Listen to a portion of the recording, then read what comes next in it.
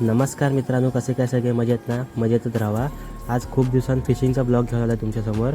अथर्व सोबत आणि मी आहे. तिकडे जातो आहे आम्ही नवीन स्पॉटवर जरा फिशिंगच्या इकडे. दोघेच आहे आम्ही आज.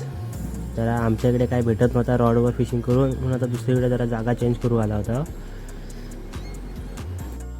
पोचला आता स्पॉटवर, दाखवते पुढे जाऊन तुम्हाला. आता तिकडे पोचून मग थोड्या वेळास कास्टिंग करू सुरुवात केला होता दोघांनी पण.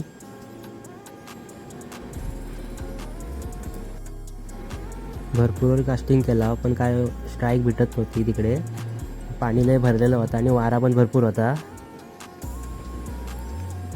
तिकडे.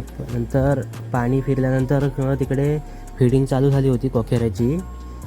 ते आम्ही झिकलेट मारून बघत होता, खूप होता की नाही.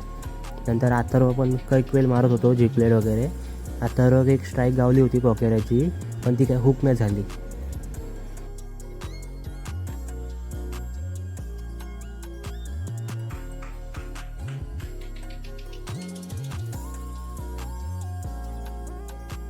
नंतर मग भरपूर कास्टिंग करून काय दमला, मग गप्पानी बसून होता तिकडे काळोख पडेपर्यंत.